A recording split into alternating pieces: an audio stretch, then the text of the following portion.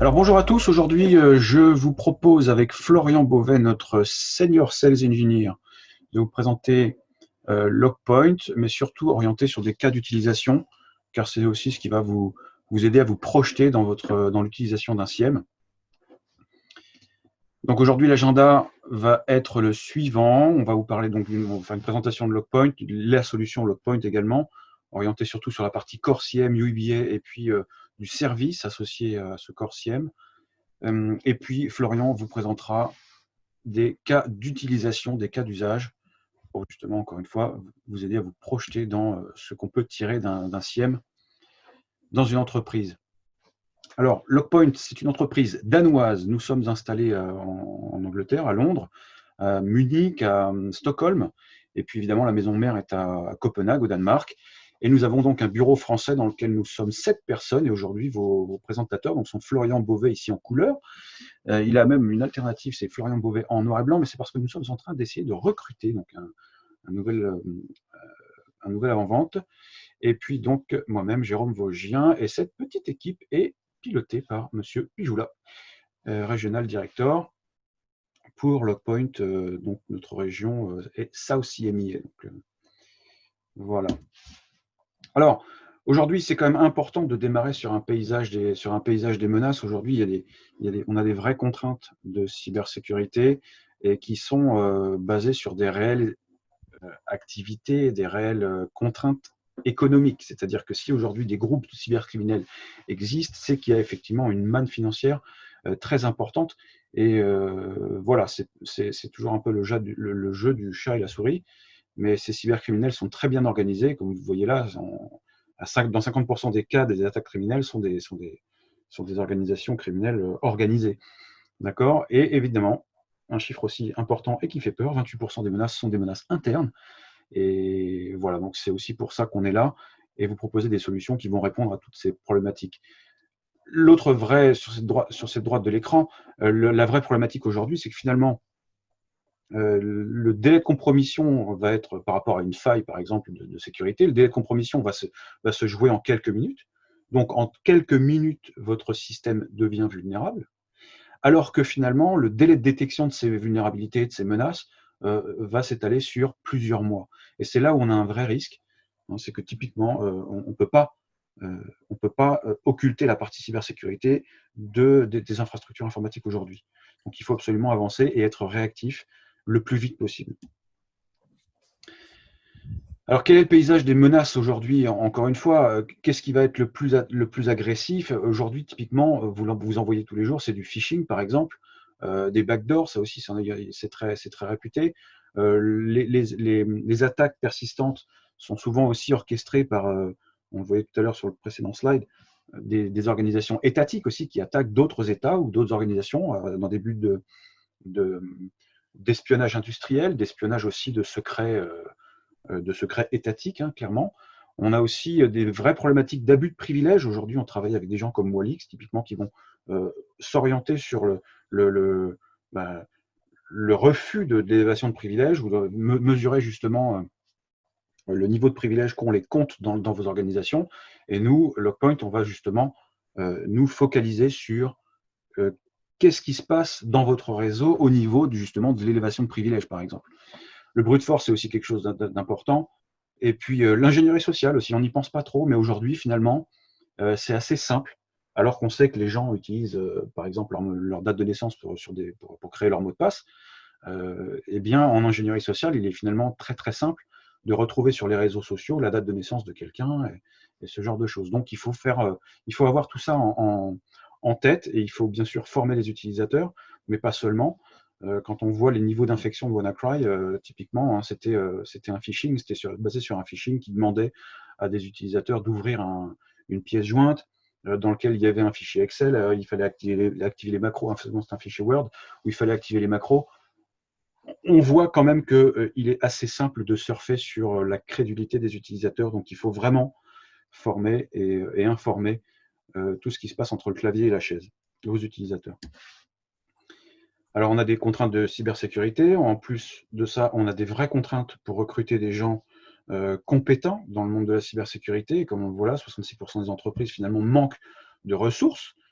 pour faire face justement à ces problématiques de cybersécurité, il devient essentiel, si vous ne trouvez pas effectivement les ressources nécessaires, d'avoir au minimum les solutions qui répondent et qui ont un bon niveau de réactivité et d'information pour les RSSI et les DSI.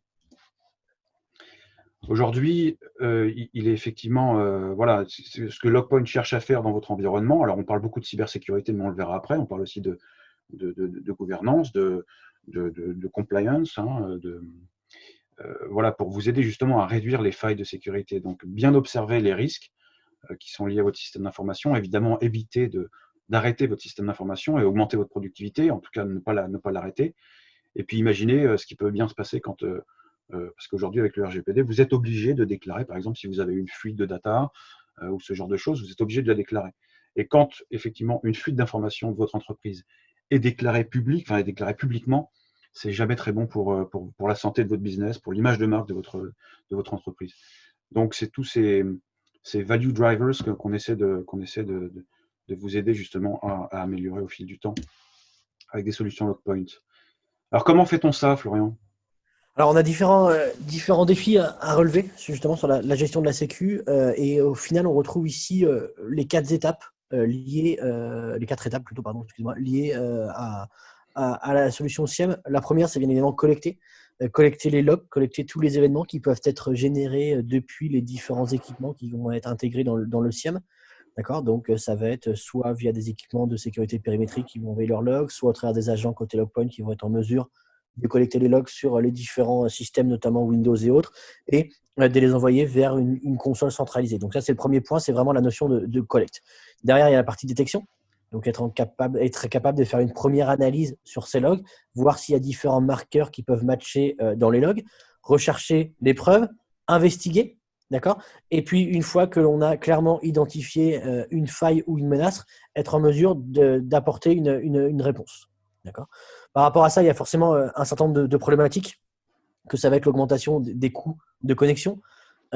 Aujourd'hui, on sait forcément que l'on a un volume de logs, un volume d'événements générés par les différents équipements qui est croissant. On a aujourd'hui constaté aucun client qui nous dit que sur les 6 derniers mois, son volume de log a diminué. C'est plutôt l'inverse. Et notamment, c'est à cause de ce que tu disais, Jérôme, précédemment, de l'explosion du nombre d'attaques. Donc forcément, tous les équipements qui vont être soumis ou qui rentrent dans la chaîne des attaques vont générer de plus en plus de logs. Donc par conséquent, il y a de plus en plus de logs à intégrer dans les solutions de SIEM. Derrière, on a forcément également une notion de menace inconnue, puisque à un instant T, et c'est le jeu du chat et de la souris, c'est être en mesure, si moi je suis un hacker, de pouvoir proposer ou effectuer une attaque sans qu'elle soit détectée. D'accord. Donc à un instant T, les différents éditeurs aussi bons qu'ils soient ont forcément une phase où la menace est inconnue le temps que la remédiation soit apportée. Ensuite, vu que le volume de log est quand même très important, derrière, on a une difficulté de corrélation. Aujourd'hui, on a des équipements qui sont en mesure de générer des millions et des millions et des millions et des millions de logs par jour. Donc, être en mesure d'identifier vraiment l'indicateur de compromission ou la menace dans les logs est de plus en plus compliqué. Derrière, l'investigation manuelle, encore une fois, liée au volume de logs, savoir ce que je vais clairement chercher dans ce volume de logs, et puis apporter une réponse automatique. Ça découle justement de l'investigation. Si je ne sais pas ce que je cherche, je ne peux pas apporter derrière une réponse. Par rapport à ça, côté Logpoint, on a une solution qui est basée sur un licensing au nœud, à la source de log.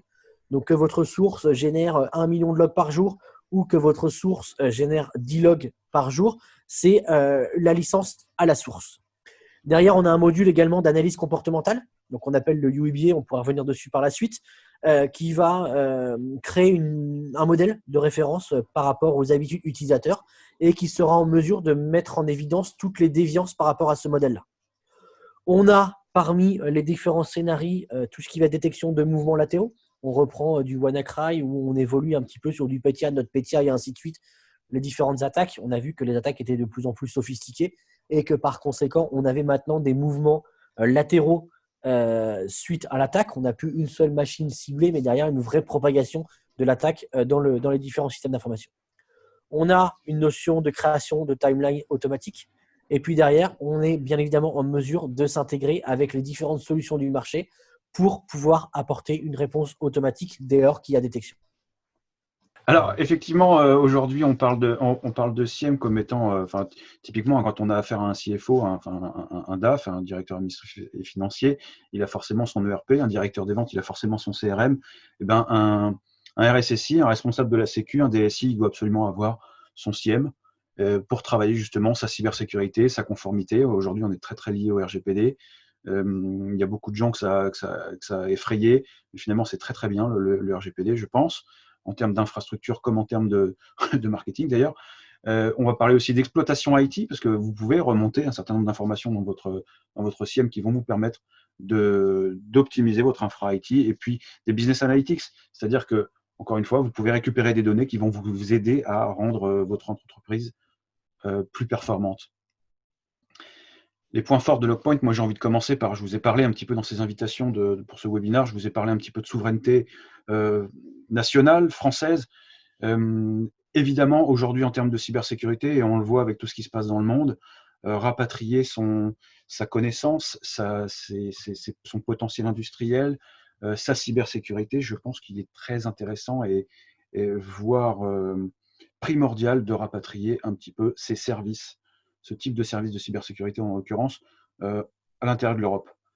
On n'est pas à l'abri qu'un décideur d'un État extérieur à l'Europe aujourd'hui coupe les liens, que ce soit des liens par exemple de cloud ou de services tout simplement. Et je pense qu'un peu de souveraineté nationale et européenne peut nous faire le plus grand bien à différents égards. Aussi, quand même, ce qui est très intéressant chez Logpoint, c'est que 98% de nos clients restent avec Logpoint. Donc, on renouvelle 98% de notre base client. Pourquoi? Moi, j'ai envie de dire, ça fait 1 an que je suis chez Logpoint. Déjà par la qualité de son support. J'ai été patron de support dans une autre vie, et je peux vous assurer que le niveau de support qu'on a chez Logpoint aujourd'hui est très, très intéressant.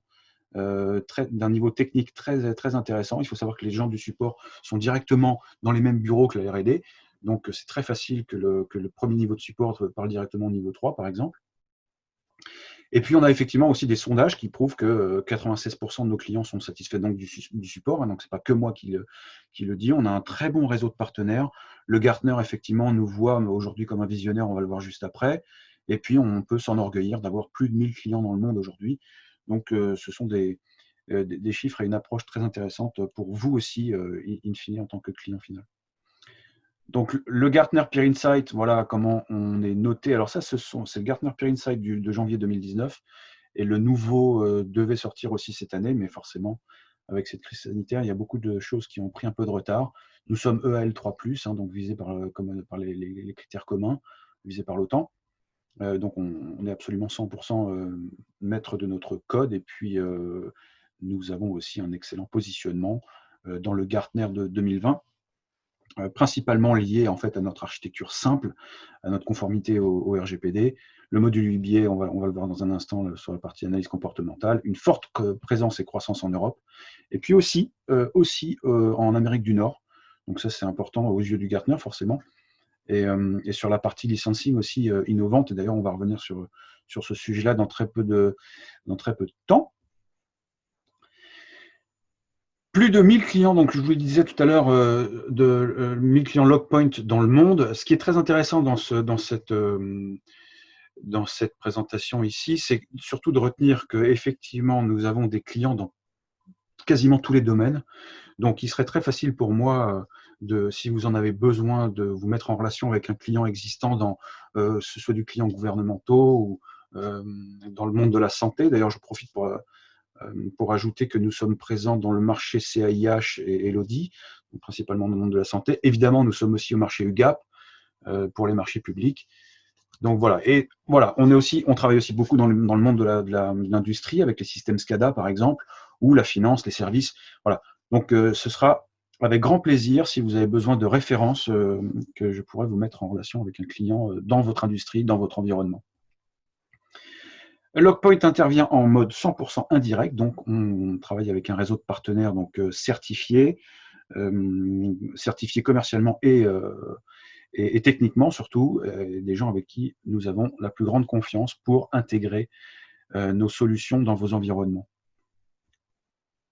Alors d'ailleurs, je fais quand même une note là, sur la partie partenaire. On a aussi les partenaires MSSP. Donc si vous voulez externaliser votre service SIEM, c'est tout à fait possible avec des partenaires qui proposent ce type de service. Je vous parlais dans mon invitation effectivement de comment rompre un petit peu avec les clichés du SIEM. Alors typiquement, quand on a affaire à un client ou un prospect SIEM aujourd'hui, souvent la première démarche c'est oh là là, le SIEM ça coûte très cher, j'ai pas les moyens. Alors voilà pourquoi Logpoint en fait a rompu cette idée. Nous allons, Florian en a parlé tout à l'heure, nous allons travailler sur une approche à l'IP en fait, mais plutôt à votre infrastructure informatique plutôt qu'aux EPS en événements par seconde. Donc là aujourd'hui par exemple vous avez 50 nœuds, c'est ce qu'on appelle des nœuds chez Logpoint.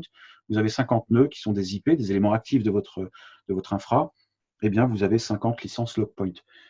Si vous avez un firewall qui se met à produire énormément de logs du jour au lendemain parce que vous avez une attaque, parce que X ou Y raison, eh bien, vous n'aurez pas besoin de payer vos licences plus chères ou vos événements par seconde plus chers, puisque de toute façon, on reste avec une facturation au nœud. Donc voilà, ça c'est très important dans l'établissement de vos budgets concernant l'acquisition de votre SIEM. On va rentrer un petit peu dans la solution, dans le produit. Florian, je te laisse parler du stockage, par exemple.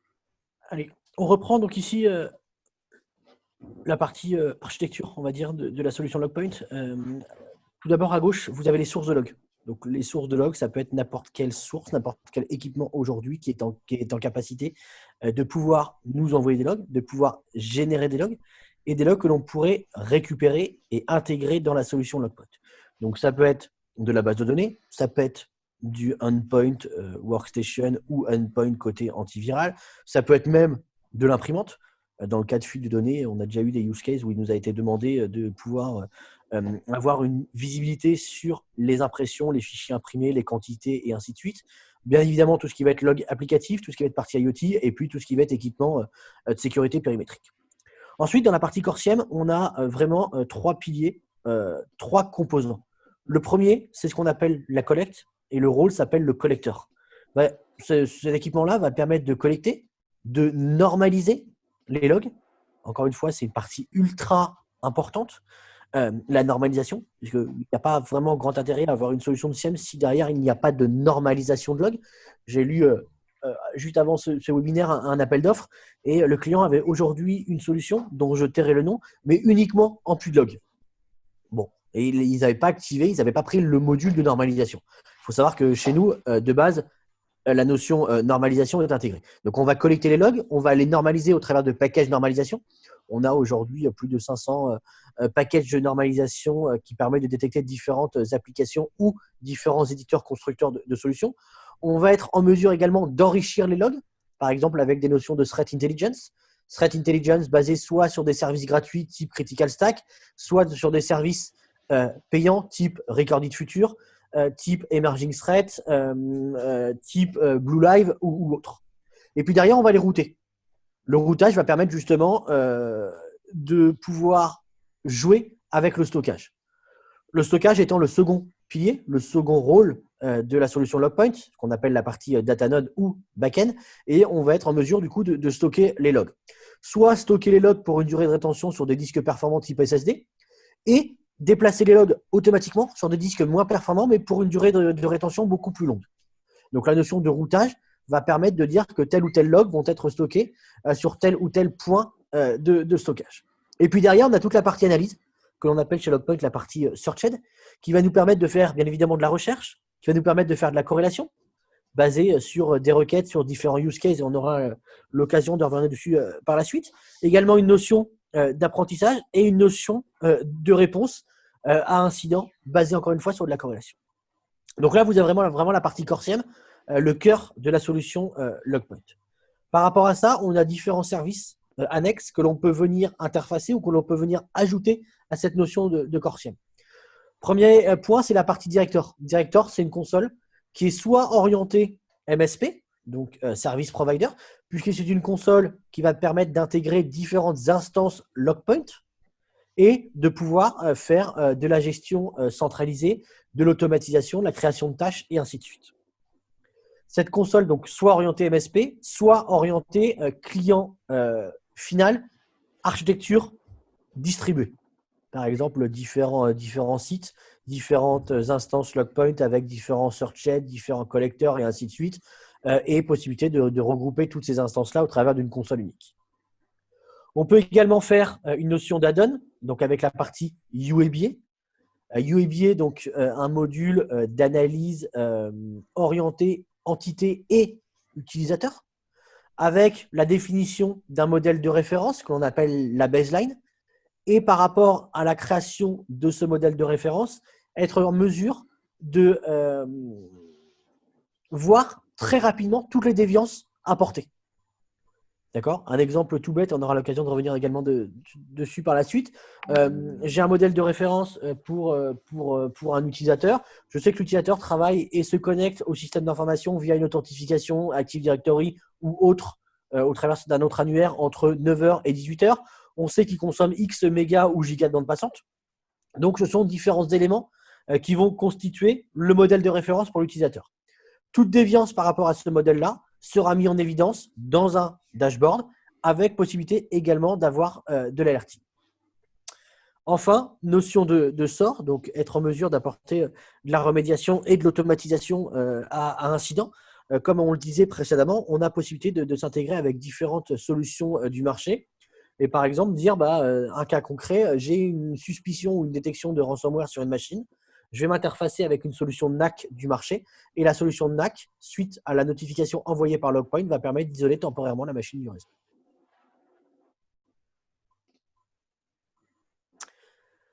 La normalisation. J'en parlais tout à l'heure. La normalisation est ultra importante puisque recevoir des logs bruts avec des formats différents, puisque chaque éditeur, constructeur a un format de log différent avec des champs différents. Donc derrière, lorsque l'on veut faire de la recherche, lorsque l'on veut faire de la corrélation, si les logs ne sont pas normalisés, si les logs ne sont pas transformés en un langage unique, c'est ultra compliqué, voire impossible. Chez Logpoint, on a bien évidemment une notion de normalisation de log, qu'on peut appeler également taxonomie, qui va permettre de transformer tous les logs bruts en un langage Logpoint unique. Donc, les champs bruts reçus vont être renommés pour pouvoir derrière rentrer dans des jeux de corrélation et des jeux d'analyse. Donc, vous avez ici l'exemple du log brut, donc la ligne du bas sur le petit exemple en haut, et vous avez au-dessus le log parsé, découpé, mais également normalisé. Et puis derrière, vous retrouvez, par exemple, lors d'une recherche, les différentes informations de ce log. Alors justement, on parlait de parseur, on peut parler de fetcher aussi.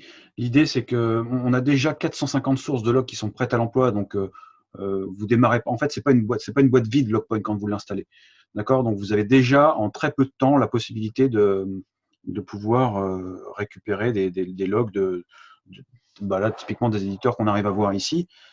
Et plus si besoin, dans le sens où c'est le support de Logpoint qui vous propose de créer votre package de lecture des logs de votre éditeur. Même si vous avez des applications internes, on est tout à fait capable de vous aider à développer les features en question. Donc ça, on a déjà un petit peu évoqué le sujet. J'avance assez rapidement pour pouvoir passer sur la partie cas d'utilisation. Florian, bon, tu en as déjà un petit peu parlé. J'en ai parlé, mais voilà, ça c'est également une information importante, c'est qu'on est capable de jouer et d'optimiser le stockage. Comme je disais, on peut très bien avoir différents points de collecte, des points de stockage et de montage sur différents disques performants pour une durée de 30 jours. Pourquoi 30 jours? Parce que par défaut, c'est la durée qui est utilisée pour du reporting, pour la publication de dashboard et éventuellement pour effectuer différentes recherches. Passé ces 30 jours-là, je peux basculer sur des disques moins performants, mais qui me permettent malgré tout d'avoir la donnée à disposition dans le cas d'analyse forensique ou autre. Donc la partie stockage est optimisée côté Logpoint, donc c'est un point important. Voilà, donc très rapidement, vous allez pouvoir avoir des dashboards qui sont des tableaux de bord, pardon, j'essaie de parler le plus français possible. Vous allez rapidement avoir des tableaux de bord qui vont déjà vous aider à exploiter la donnée. On parle un petit peu de UEBA. Qu'est-ce que c'est UEBA? C'est typiquement concentré sur de l'analyse comportementale. Alors, évidemment, sur l'utilisateur, mais pas seulement l'utilisateur, c'est aussi sur l'infrastructure, hein, les serveurs, les postes de travail, tout ce qui peut être une source en fait, une entité, ce qu'on appelle l'entité dans UBA, des serveurs de fichiers, une URL, voilà, tout ce qui peut être une source en fait. Focaliser absolument sur le comportemental et sur les analytics. Évidemment, quand on rajoute une couche analytics sur du SIEM, vous allez avoir de la corrélation d'événements, des bases d'apprentissage, c'est-à-dire il existe une phase d'apprentissage dans UBA pour définir ce que disait tout à l'heure Florian, des baselines, une ligne directrice en fait du comportement qui est reconnu comme étant normal. Et puis après cette analyse, la partie machine learning va dire va identifier, remonter, alerter des comportements déviants. Donc soit des entités, soit des utilisateurs. Voilà, alors c'est quoi un comportement déviant? On en a parlé tout à l'heure, par exemple, avec l'élévation de privilèges sur des comptes, de la compromission de comptes, de l'exfiltration de données, des mouvements latéraux, des hosts infectés aussi, ça c'est important, où vous auriez potentiellement des zombies à l'intérieur de votre infra, une mauvaise utilisation de comptes, ce genre de choses. Donc voilà. Je vous parle rapidement d'Operations Monitoring parce qu'on a évoqué le sujet en début de présentation. Il y a beaucoup de menaces, il y a peu de gens pour les traiter. Eh bien, ce que vous propose aujourd'hui, c'est un service que nous avons lancé cette année. Ce que vous propose aujourd'hui Logpoint, c'est effectivement d'opérer la surveillance. Operations Monitoring, c'est la surveillance de vos opérations, de votre installation Logpoint. On ouvre un tunnel VPN et 1 à 2 fois par jour, on a une équipe dédiée à ça qui va surveiller votre système SIEM. Logpoint, qui va en faire la surveillance, la maintenance, qui va vous faire un rapport mensuel, et tout ça par une équipe dédiée, effectivement. Donc, on va regarder quel type de service on va regarder. On va regarder le niveau de système, l'état du hardware, l'état de santé global de votre SIEM, et voilà, l'état de stockage également, des sauvegardes. Donc, c'est vraiment un service qui est focalisé sur le maintien opérationnel de votre Logpoint. Eh bien, Florian, je te propose de… Ah oui, alors juste en introduction, juste avant qu'on démarre sur les cas d'utilisation, encore une fois, on en a parlé tout à l'heure avec le fait qu'on ait des fetchers déjà disponibles sur les différents éditeurs et différentes sources que vous pourriez faire remonter dans votre SIEM. Mais on a aussi déjà des dashboards, il y en a plus de 400 dashboards qui sont prévus. Donc, en quelques jours, et ça aussi, j'ai des clients qui sont prêts à témoigner de cette rapidité de mise en œuvre et de résultats probants au bout de quelques jours. Voilà, encore une fois, votre SIEM Logpoint n'est pas livré comme une boîte vide et c'est à vous de faire tout le reste. On a tout prévu pour que ce soit efficace en très peu de jours. Et je vous propose tout de suite maintenant de laisser la parole à Florian pour les cas d'utilisation. Merci Jérôme. Alors, on a pris avec Jérôme différents cas d'utilisation que vous pouvez retrouver soit sur notre site web, soit au travers d'un document également disponible sur notre site web, mais qu'on pourra peut-être envoyer avec la présentation à voir avec Jérôme. Les différents use cases que l'on peut avoir, premier point, c'est détecter les menaces internes. Comme le disait Jérôme tout à l'heure dans la présentation, il y a un pourcentage assez élevé de menaces qui proviennent de l'interne et pas uniquement des menaces entrantes. D'accord ? Donc, par rapport à ça, on a différents modules, notamment la notion de FIM, qui signifie File Integrity Monitoring, qui va permettre de faire une surveillance des fichiers et ou de répertoires. C'est-à-dire que je peux très bien sélectionner un répertoire et inclure par défaut tous les fichiers présents dans le répertoire. C'est une donnée potentiellement sensible, c'est une donnée qui peut attiser ou attirer la convoitise et dire derrière, voilà, je vais surveiller ces fichiers-là parce que potentiellement, je sais que si je subis une attaque, c'est des données qui peuvent être exfiltrées. On avait le cas client justement dans le monde hospitalier où on a des dossiers patients. Ce sont des données sensibles. Par conséquent, on va être en mesure de surveiller l'accès à ces différents fichiers et de pouvoir surtout lister toutes les actions apportées sur ces fichiers-là, que ce soit de la simple lecture jusqu'à la modification, jusqu'à la suppression, la copie et ainsi de suite. D'accord ? Et on va également valider l'intégrité basée sur le hash. Si le hash du fichier a été modifié et ainsi de suite, on va être en mesure de déclarer une alerte. Donc ça, c'est un premier use case. Vous avez ici un exemple où je vais mettre en évidence les fichiers avec le chemin de stockage du fichier, bien évidemment toujours une notion de redatage, et puis savoir si modification a été apportée ou autre. Autre point, c'est la détection des mouvements latéraux. Qu'est-ce que c'est? Quels sont les critères qui peuvent générer une alerte ou vous mettre la puce à l'oreille? Première étape, ça va être connexion sur des comptes désactivés ou sur des comptes qui n'existent pas. D'accord? On va être en mesure de lister ces différentes actions, soit basées sur un ID. Si je prends un exemple d'authentification sur un compte, sur un annuaire Active Directory, j'ai un Windows Event ID qui va correspondre justement à une tentative d'authentification sur des comptes désactivés. Ça, vous inquiétez pas, on l'a de base, c'est pré-packagé. Également, tout ce qui est activité sur des heures inhabituelles. Je suis capable d'avoir un rapport ou un tableau de bord qui va me mettre en évidence toutes les connexions entre 20 heures et 6 heures du matin. Donc, sur des heures inhabituelles ou potentiellement, je ne suis pas forcément une entreprise qui a des sites à l'étranger, donc je n'ai pas forcément à avoir de connexion sur des heures non ouvrées françaises. Pareil, activité inhabituelle également sur des partages de fichiers, applications ou ressources. D'accord? Est-ce que j'ai un grand nombre d'authentifications échouées? Est-ce que j'ai un grand nombre d'authentifications sur différents partages? Est-ce que j'ai une modification de masse apportée à des fichiers, des renommages de fichiers et autres? L'accès également à des ressources critiques. Vous pouvez très bien dire que si ces ressources sont critiques pour vous, mettre l'accent sur la surveillance de ces différents accès justement à ces ressources-là. Et puis derrière, l'utilisation anormale de certaines applications.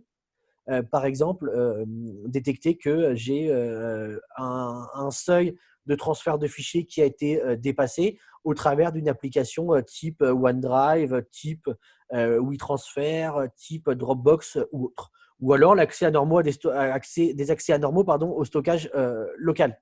Encore une fois, quand on est dans une attaque de type exfiltration de données, il est très rare que la donnée soit exfiltrée juste après l'attaque.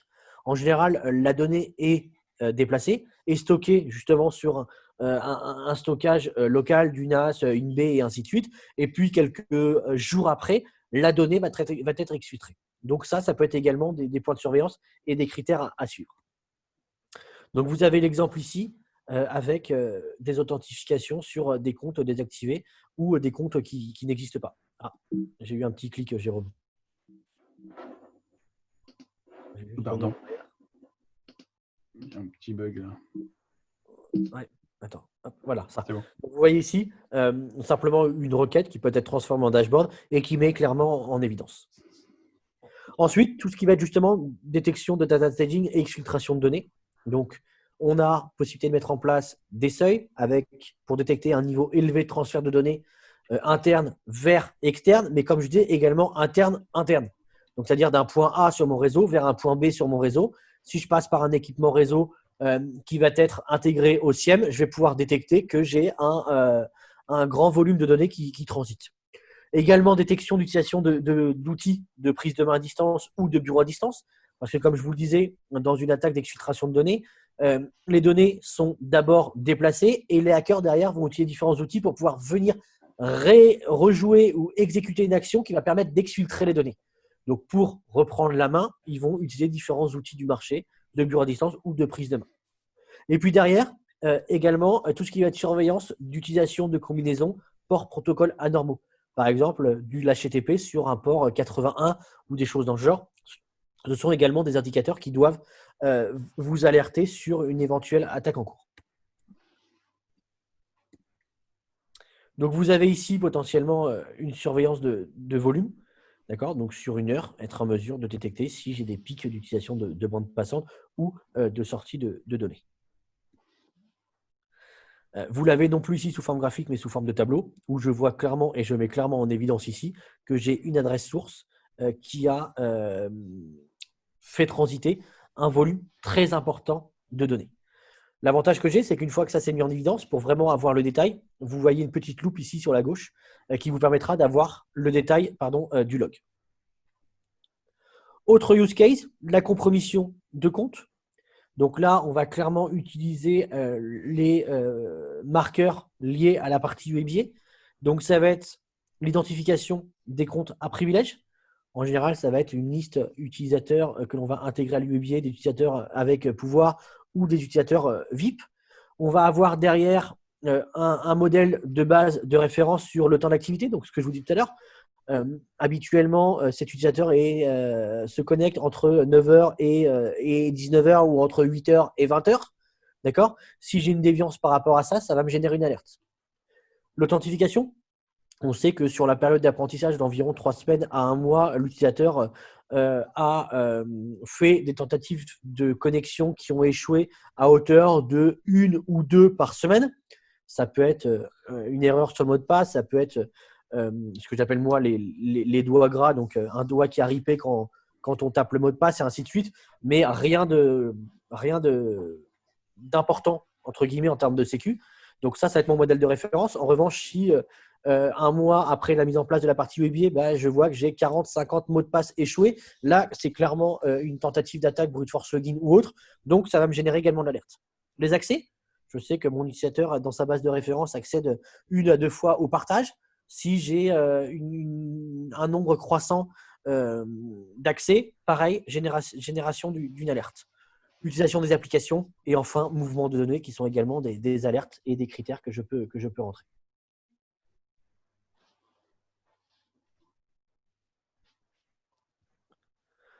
Exemple ici, donc la surveillance des authentifications échouées. D'accord? Donc, je vois que je suis à 0 sur une période donnée et puis tout à coup, j'ai un pic à plus de 3000. Donc là, potentiellement, j'ai un compte qui peut être compromis et j'ai une tentative de connexion avec ce compte-là. L'identification des IOC, donc les sources uniques de compromission. Donc ça, on va passer au travers de la partie enrichissement grâce à de la threat intelligence qui va nous permettre également de mettre en évidence la détection géographique des sources et destinations. Encore une fois, si je sais que moi, mon entreprise n'a pas forcément de connexion avec l'étranger ou avec certains pays de l'étranger, si c'est le cas, potentiellement, c'est une source de compromission. Donc, vous voyez clairement ici que vous avez un code couleur et plus le rouge ou orange est foncé, plus vous avez un nombre de connexions important des pays colorés. La détection de menaces, malware et vulnérabilité. Donc, on disait tout à l'heure en préambule, ou Jérôme plutôt disait tout à l'heure en introduction, qu'on a des attaques de plus en plus sophistiquées et ciblées. On faisait un petit parallèle lors d'une réunion équipe avec le malware. Je ne sais même pas si on l'appelait déjà le malware, on l'appelait le virus. Le virus I Love You, qui a maintenant un peu plus de 20 ans, qui était vraiment un virus pour faire mal, entre guillemets, ou pour déranger, pour rester poli. Et on voit que justement, en 20 ans, les attaques ont quand même pas mal évolué. Donc, plus sophistiqué, plus ciblé sur certaines industries, dans certains secteurs, zones géographiques, avec les attaques étatiques dont parlait Jérôme, et puis organisation individuelle, parce que les plus petites entreprises, les plus petits clients, les ETI, PME, PMI, n'ont pas forcément les ressources pour avoir un système d'information ultra performant avec de la redondance, avec du backup et autres. Donc, ça devient potentiellement des proies plus faciles, notamment sur des attaques de type ransomware. Et puis derrière, on a toujours cette notion de endpoint. Endpoint aussi performant qu'il soit, il y a toujours un petit moment, une petite latence durant laquelle la menace est inconnue. Donc la menace, bien évidemment, peut se propager et engendrer un certain nombre de dégâts. Donc c'est pour ça qu'il est important d'avoir un SIEM et surtout qu'il est nécessaire maintenant d'avoir un SIEM. La problématique qu'on énonçait, identifier les menaces noyées dans les logs. On a des volumes de logs qui sont croissants. On a chez certains clients des millions, voire des milliards de logs générés tous les jours qui représentent des volumes de logs à plusieurs térajours. Être capable de mettre en évidence clairement un indicateur dans ce volume de logs, c'est ultra compliqué. C'est pour ça qu'on peut s'appuyer sur la partie Threat Intelligence où on va clairement pouvoir mettre en évidence, par exemple, les catégories à risque. Mon équipement de sécu périmétrique a laissé passer un flux entrant ou un flux sortant vers une catégorie X ou Y. Cette catégorie représente potentiellement un danger. Avec la partie SIEM, je vais pouvoir le mettre en évidence ultra rapidement.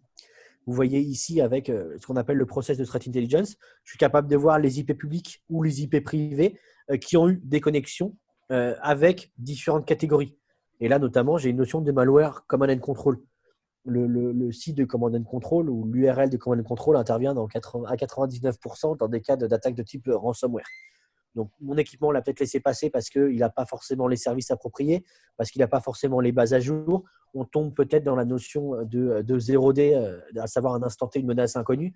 Donc, la partie SIEM ici avec la notion de threat intel est ultra importante pour mettre en évidence un log ou plusieurs logs dans un volume très important. L'analyse post-mortem, comme l'appelle Jérôme, la notion de forensique, derrière, on va se baser sur une notion de paire clé-valeur. Chez nous, ça va être catégorie score. Vous voyez, je vous parlais du command and control. Le command and control, c'est la catégorie et le score attaché à du command and control est forcément très élevé.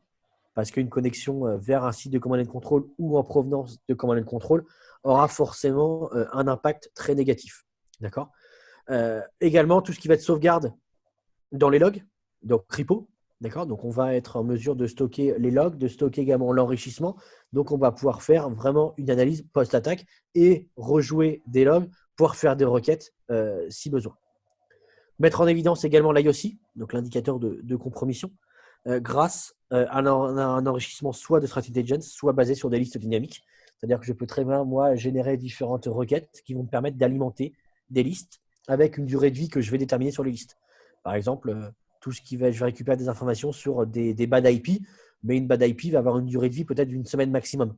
Donc dire, OK, je récupère toutes les bad IP, je les publie dans une liste dynamique, que je vais pouvoir réutiliser par la suite pour mettre en évidence un certain nombre de choses, mais je veux que ma liste ait une durée de vie maximum de 7 jours. Parce que derrière, je ne veux pas générer de faux positifs. Donc, vous avez un exemple ici avec une notion de threat intelligence et mise en évidence de toutes les connexions avec les catégories pour un score supérieur à 90. D'accord ? Donc là, je vois clairement que j'ai un équipement de sécurité qui a eu des connexions vers des sites Tor. La corrélation, c'est un point ultra important puisque avoir les logs, les normaliser, c'est bien, mais derrière, pouvoir les corréler, c'est encore mieux. Donc, on a possibilité d'avoir des corrélations avec des données internes ou externes ou groupes d'identité. Donc, données internes, être capable de corréler des logs provenant de différentes sources de votre système d'information, que ce soit des logs provenant d'un Active Directory pour l'authentification, mais également d'un équipement de sécurité type firewall pour des connexions ou autres. Je peux également intégrer des données externes, d'accord ? Et enfin, avoir un groupe d'identité, à savoir une combinaison user et adresse IP. Liste dynamique. Adresse IP, si je suis sur un DHCP, c'est bien un instant T. Mais si derrière, je fais l'analyse post-mortem, je vais pouvoir remonter le nom du poste de travail. Donc, encore une fois, faire une combinaison adresse IP post dans les logs. Et puis derrière, injecter différentes informations provenant de sources externes, comme de l'ERP, de la base de données, un système de RH ou autre. Donc, j'ai un exemple ici où je vais mettre en évidence, par exemple, les durées d'authentification des différents utilisateurs. Donc, ça va être de la donnée provenant de l'Active Directory, peut-être de la notion de firewall et ainsi de suite. Autre use case, la notion gestion des mots de passe. On sait que la gestion des mots de passe est assez complexe. Et derrière, on peut avoir justement une visibilité grâce au SIEM Logpoint sur la durée de vie des mots de passe. D'accord ? On sait que des mots de passe vieillissants qui ne sont pas changés ou pour lesquels on n'a pas de politique complexe représentent clairement une faille de sécurité. Je peux très bien avoir ici un tableau de bord, éventuellement de l'alerting par rapport à un seuil et mettre en évidence si j'ai des mots de passe qui n'ont pas été changés depuis X jours. Donc là, on est à peu près sur un nombre de jours raisonnable, on est entre 40 et 55 jours. Mais potentiellement, si j'ai un mot de passe qui n'a pas été changé depuis 6 mois, notamment un compte de service ou autre, je peux recevoir une alerte pour dire ah oui, attention, ce mot de passe-là n'a pas été changé. Potentiellement, c'est une faille de sécu. Et puis, donc, du coup, apporter remédiation derrière avec un changement de mot de passe. La notion de brute force login. Juste être d'accord, qu'est-ce que la brute force login ? Le brute force login, c'est un nombre de tentatives de connexion échouées suivi d'une authentification avec succès. Là, si je reprends le détail de la requête que vous voyez ici, j'avais mis pour seuil 5, donc 5 authentifications échouées, suivies d'une authentification avec succès, et ce, bien évidemment, pour un même utilisateur. D'accord? Donc là, j'ai une remontée d'informations, encore une fois, que je peux transformer en alerte. Pour le compte administrateur, donc tout me laisse à penser que c'est soit l'admin du domaine, soit un admin local, soit une machine, pour lequel j'ai eu une tentative de brute force login ou une attaque de brute force login, puisque j'ai eu 5 authentifications échouées, suivies d'une authentification avec succès. Notion de conformité, compliance et investigation.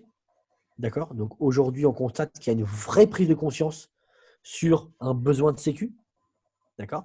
Pourquoi? Parce qu'encore une fois, le nombre d'attaques augmente, voire explose. Derrière, une attaque maintenant déclarée suite au RGPD, il y a une perte de réputation, il y a un coût important, donc derrière, mise en conformité. RGPD, PCI DSS dès lors qu'il y a de la donnée bancaire, SOX, donc plus orienté US avec fraude et corruption, et la notion HIPA, qui est l'équivalent du HDS en France. Donc hébergement de la donnée de santé. Donc je vous ai présenté ici un certain nombre de use cases. Il y en a plein d'autres, notamment avec du threat hunting ou des choses dans le genre. On avait fait un webinaire avec Jérôme sur la partie use case. Je pense qu'on le rejoindra. Donc c'est vraiment un webinaire dédié. Si vous avez des questions, bien évidemment, sur cette partie use case ou comment mettre en évidence certains indicateurs ou autres, n'hésitez pas. Vous avez mes coordonnées ici qui s'affichent et vous avez également les coordonnées de Jérôme. Voilà, merci beaucoup de votre participation. À très bientôt. Merci Jérôme. Merci bien. Merci Florian de ton aide.